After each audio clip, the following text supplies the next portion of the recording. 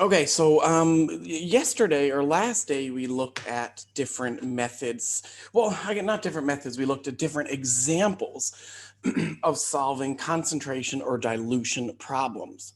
Well, there's another method, and I'll always one thing students typically ask is, what method do you do? I will always let you choose, so you can pick whatever method you like.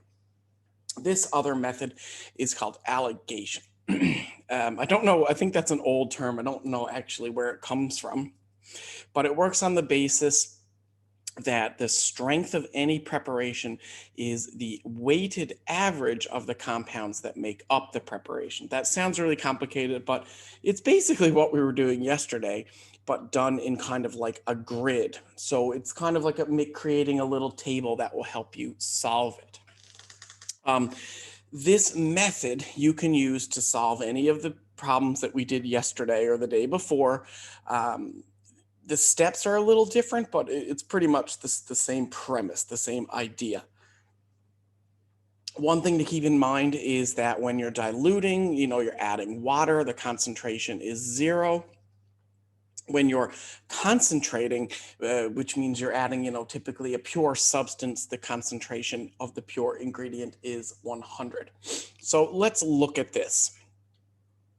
So how do we do it using this method? Well, we're trying to set up a proportion. We're trying to set up a table that shows the ratio of the ingredients.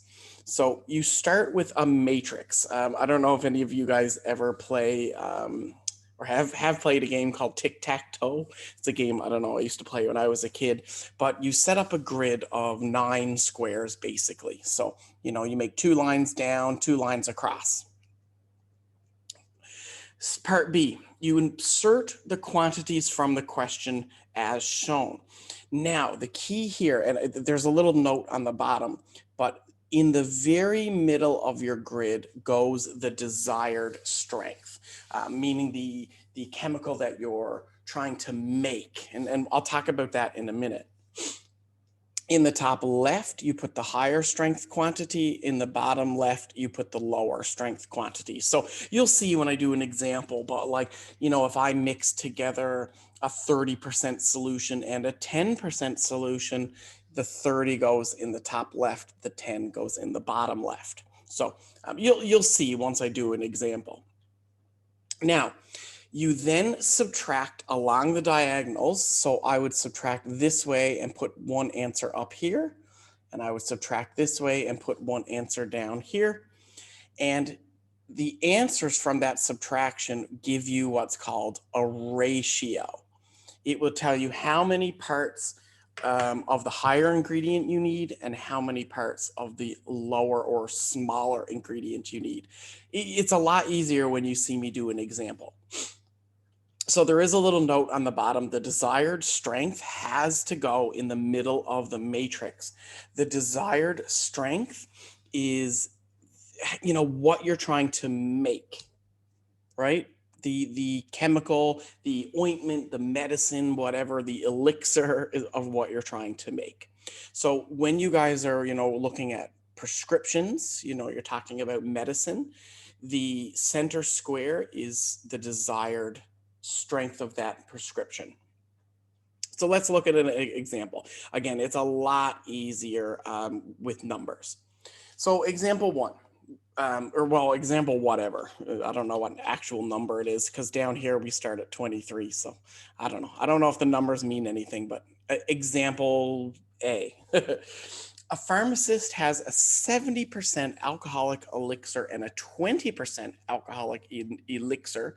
He needs to make a 30% elixir to use as a vehicle for medications. What that means basically is it will be a solvent or kind of like the liquid used to deliver a medication. It doesn't really matter. He has a 70% solution and a 20% solution, and he needs to make keyword 30%. You can see it right here. 70% and 20%. What proportion must they be combined to make 30%? Okay. So you start with your grid, right? You make your little grid, and in the middle, you put what you're looking for. We're looking for 30%. Now, we have a 70%, the 70 goes higher, and we have a 20%, the 20% goes lower. Very important that you do that. You put the higher concentration or higher amount on the top and the lower amount on the bottom. Now what you do is you subtract. Okay, we subtract on the diagonal. Now, some of you might be thinking, well, wait a minute. Okay, well, 70 minus 30 is 40. That's pretty easy. Some of you might be thinking, well, wait a minute, 20 minus 30 is negative 10. You can't have negative proportions. So what we would say in math is you take the absolute value or just make sure that it's positive. 30 minus 20, 20 minus 30, it's 10. Just write 10 down. It's the difference between them. Again, you can't have like a negative concentration. It doesn't exist. You either have none or you have something.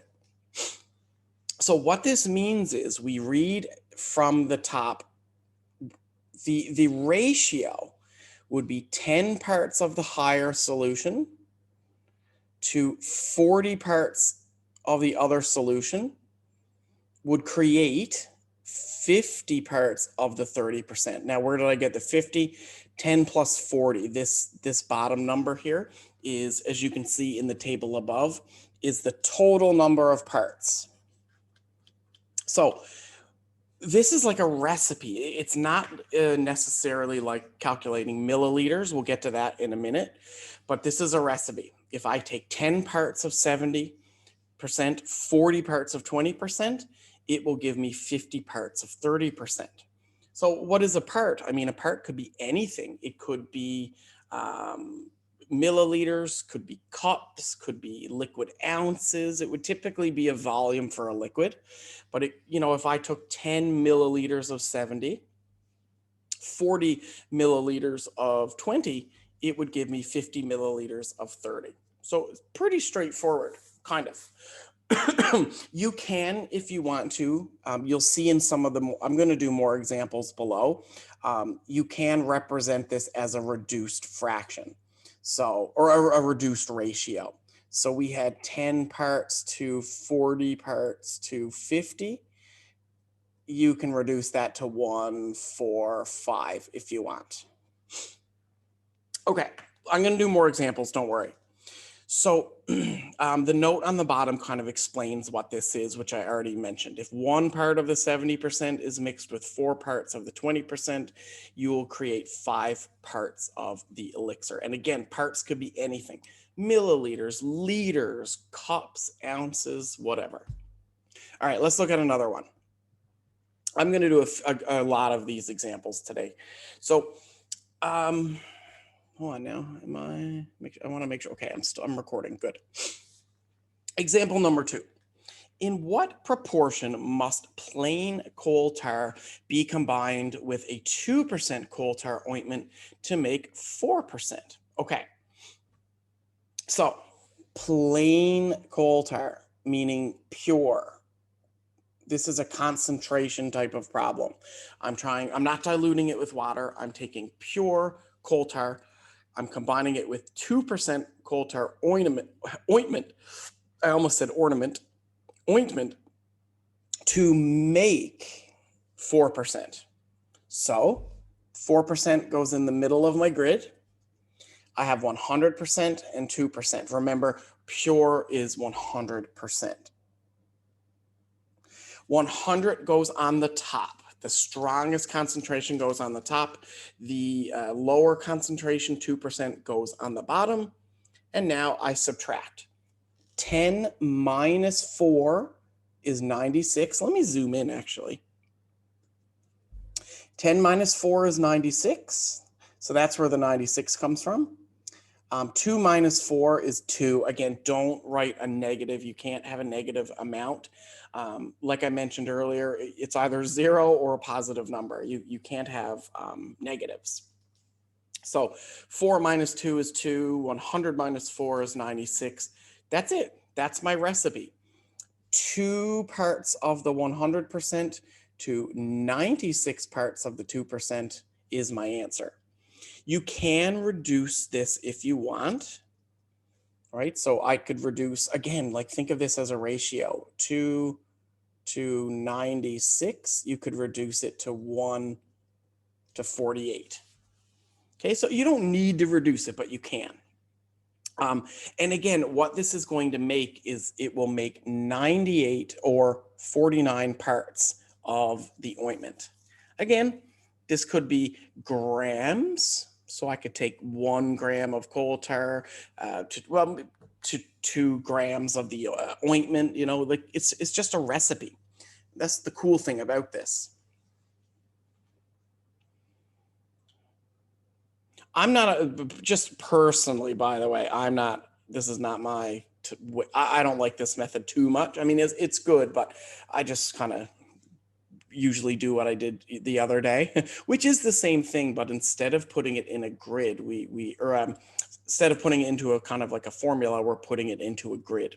But you guys can use whatever method you want. So what this method tells me, if 1 part coal tar is combined with 48 parts of 2% coal tar, it will make 49 parts of 4%. And then you can adjust the recipe as needed. And now we're going to get to that because this isn't really answering any questions. Really, what you want to do, or what we're going to do, you know, wink, wink, wink, on a test or on your assignment that I gave you this week. I put it up yesterday. There's a question very much like this. I'm not going to ask you to just give me the recipe. I want you to answer a certain question, like tell me how many milliliters, for example. So let's look at example number 23. I'm going to do it with you, and then I'm going to get you guys to try 24. And then I'm going to show you 25, and then you guys do 26, and that's it. So we won't be very long today. I don't think I'll start unit 4. Unit 4 is like 26 pages, by the way. So it will only take us a couple classes to finish. So we're doing very good on time. So I want to show you 23. You guys do 24. Then I'll do 25. You do 26, and halas.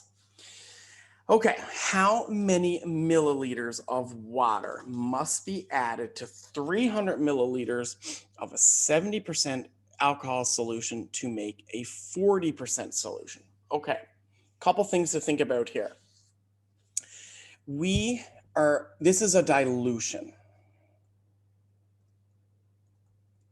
Okay, when you add water to something, or when you're lowering the concentration of something, you're diluting it. So how many milliliters of water must be added? Well, we're adding water, which is 0% concentration, to a 70% alcohol solution, and we're trying to make 40%. So look at these notes here.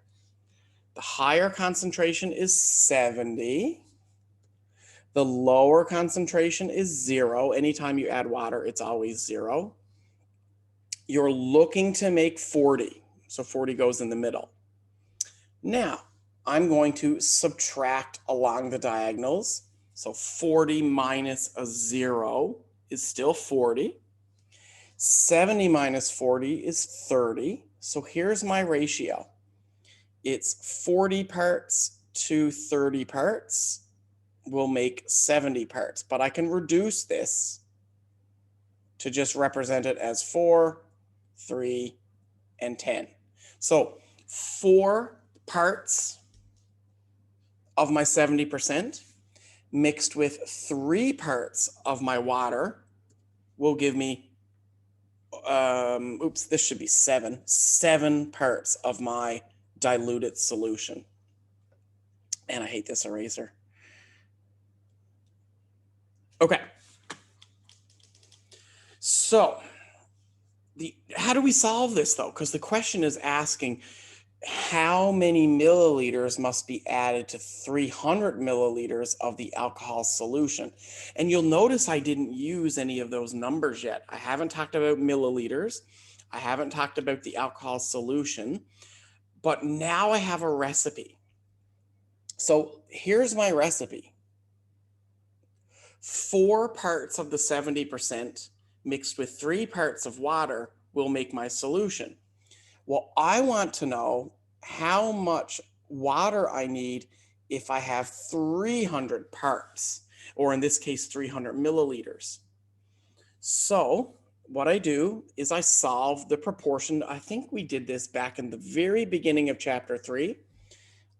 Again, what I'm saying is I know that the ratio is 4 to 3. I want to find out what is the ratio if I move it up to 300. Like, what's this going to be?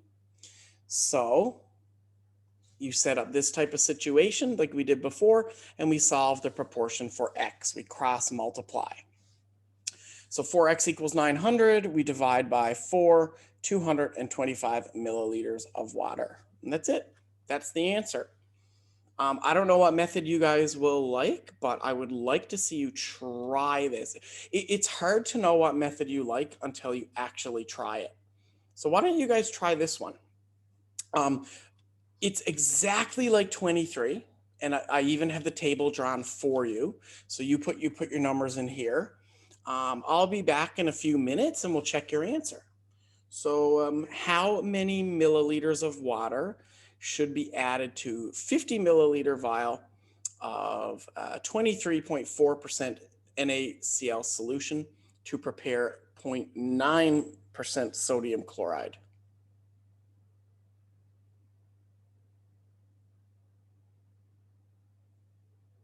All right, so I'll be back, I don't know, 3 minutes.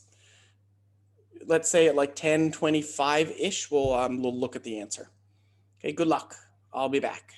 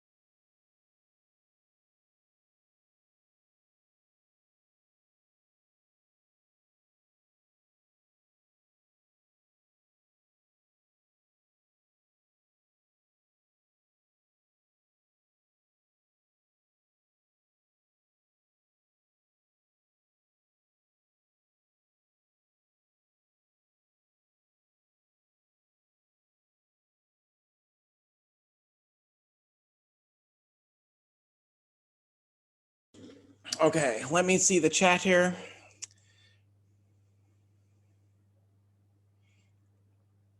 I got one answer here from Reem, and I don't know the answer, but let's see.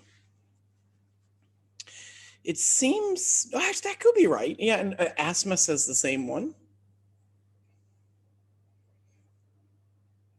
All right, let's check it out. How many milliliters of water should be added to 50 mils of a 23.4% NaCl solution to make or prepare a 0.9%? Okay. So in the middle, I put 0.9. Actually, I'm going to zoom out just a little bit. There we go. So in the middle, I put 0.9. I'm taking 23.4 and 0. Because remember, I'm adding water to this. And now I'm going to subtract. Okay.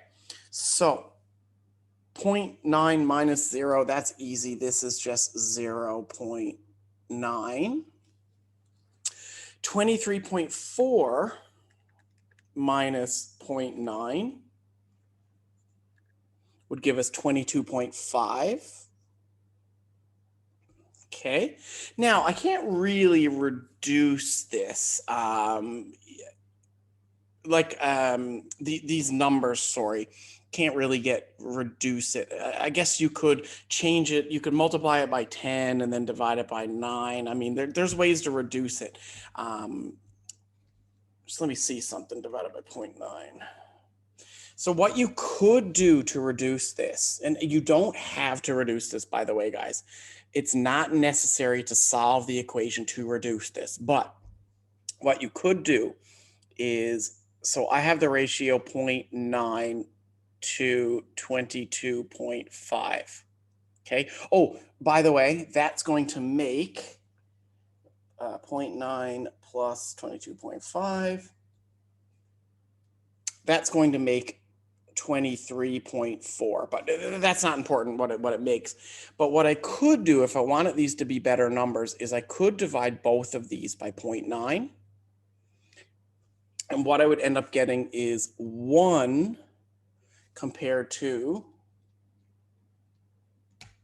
25. And then this, of course, would be 26. You do not need to do the reduction if you want to, if you don't want to. Okay, so how many milliliters of water should be added to 50 mils of this? Okay, so I'm going to solve this ratio, and that's it. I'm done. Let me zoom out a bit. So, you could do this ratio. You could go 0.9 to 2.5 equals 50 over x, or you could solve the reduced one, whatever you want. Again, not reduced is not necessary. So let's solve for x here, and I'll see if I get what you guys got. So solving for x, I get 0.9x equals 50 times 22.5. So 50 times, sorry, I'm talking to myself. Okay, I think we're going to get the same answer. So x, when I do this, is 1125 over 0.9, which should be 1250.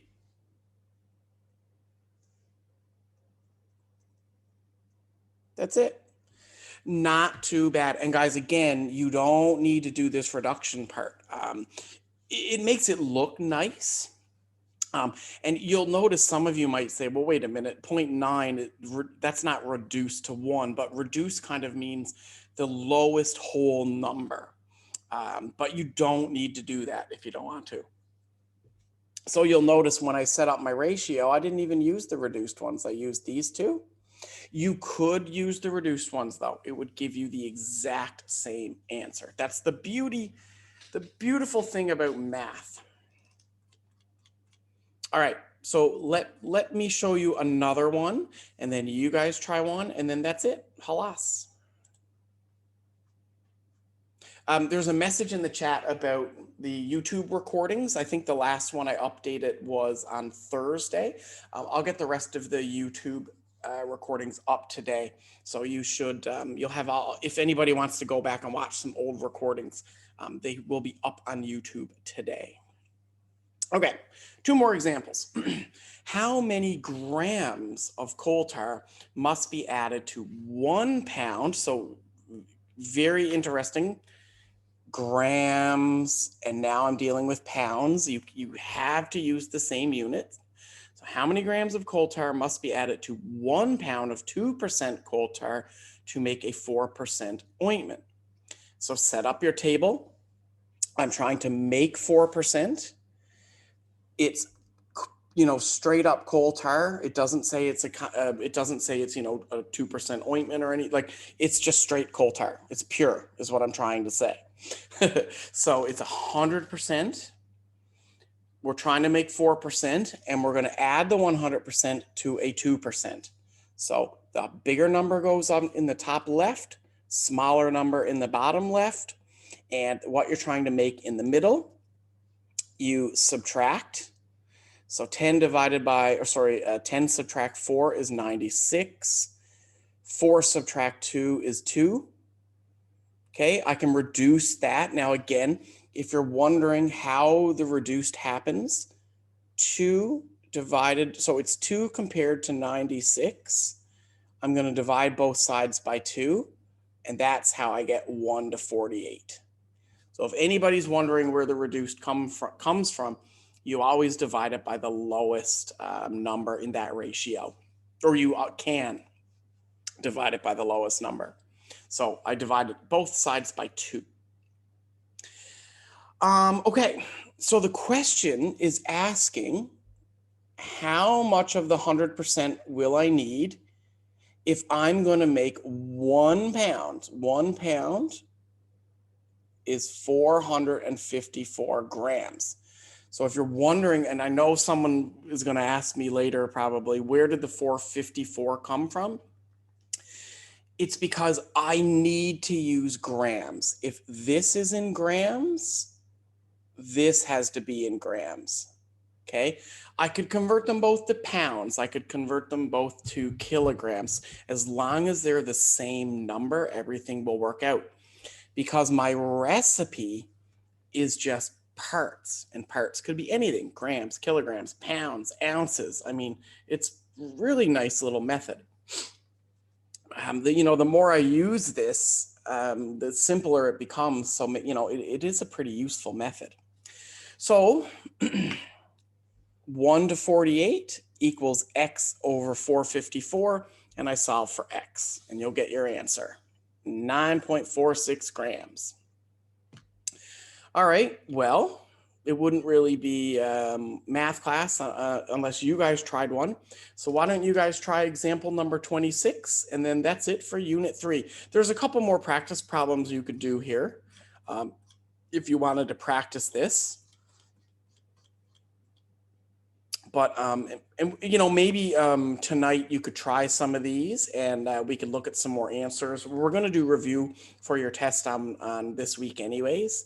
But yeah, why don't you guys try number 26. Oh, and put your answers in the chat if you get them.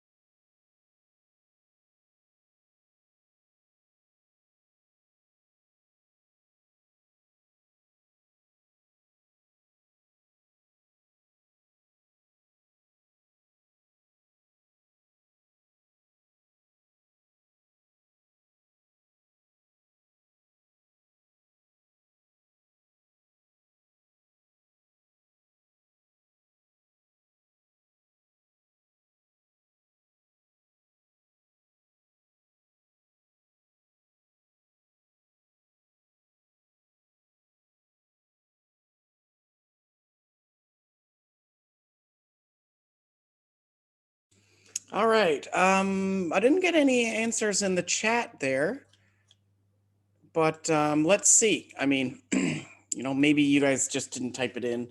Or we'll see. So example 26, 10 grams of an ointment of zinc oxide is 3.125%. How much pure zinc oxide must be added to increase the strength to 7.5%? Oh, I did get an answer there. I got 0.473. All right, well, let's see. Okay, so I'm going to zoom in, I guess, just because this is a pretty small grid. I'm trying to make this 7.5. I have pure zinc oxide, so I have 100%, and I'm mixing it with a smaller amount, 3.125. All right, so I subtract on the diagonal. Where's my calculator? So 100 minus 7.5 will give me 92.5. And 7.5 minus 3.125, just remember, don't write any negatives in here. I get 4.375. Now, again, I do not need to reduce this.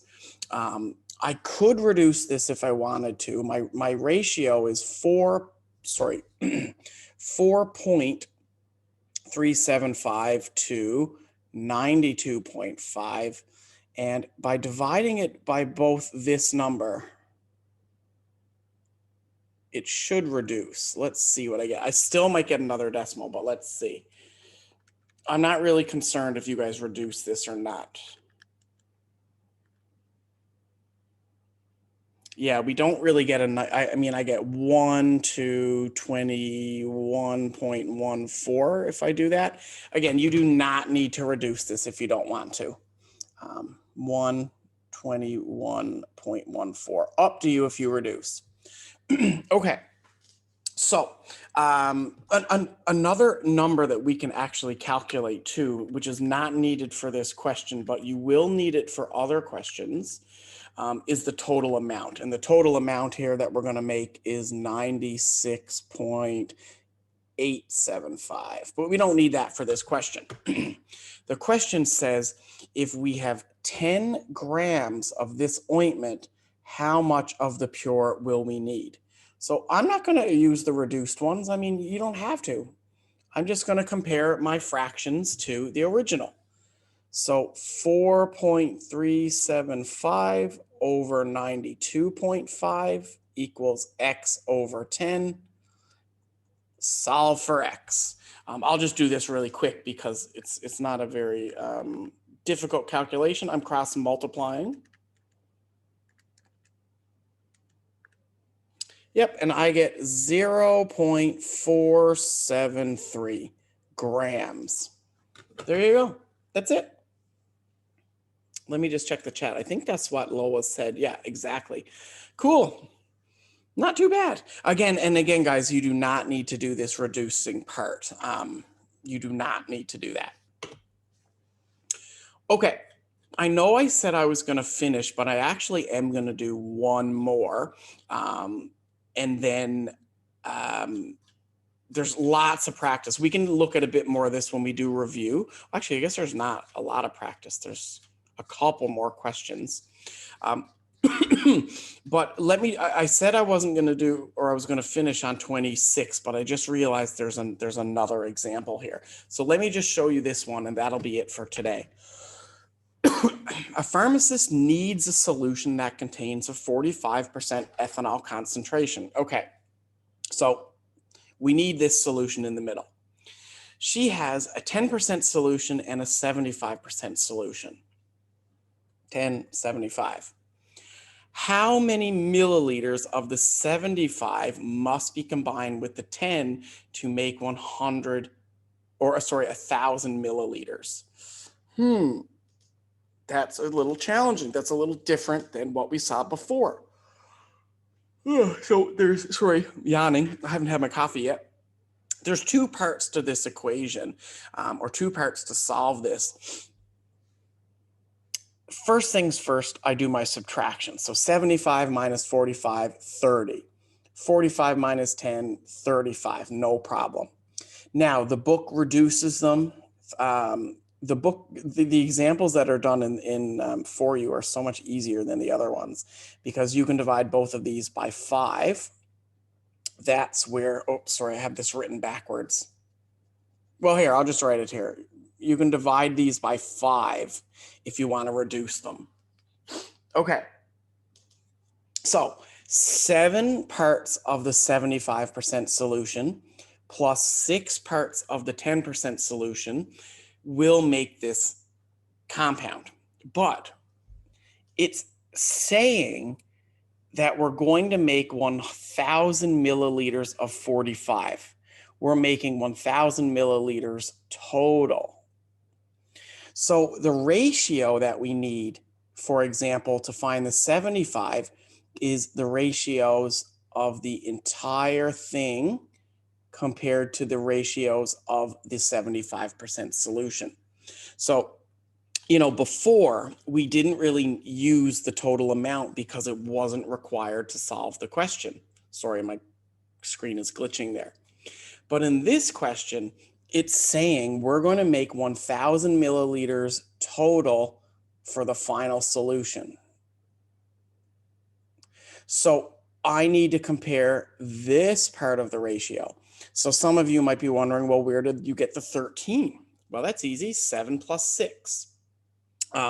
You could do 30 plus 35, 65, whatever you want. The book here is just using the reduced fraction. So 7 parts of the 75% solution will be needed to make 13 parts of the final solution. And I want to know how many parts of the 75% I'll need to make 1,000 parts of the final solution. So I solve for x.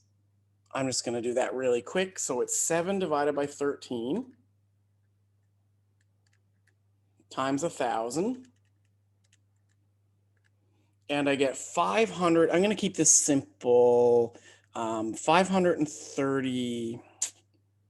It's 538.46. So technically in math, we would round down. Okay, now it's not asking for this, but what if I wanted to find how much of the 10% solution I would add? So this is not part of this question, but when you guys try example number 28, if I wanted to find out how much 10% solution, I could just subtract that answer from 1,000. Right, because the total amount has to be 1,000. We're making 1,000 milliliters total. So if I have 538 milliliters for the 75%, well, then the rest has to be 10%. So that would be 462.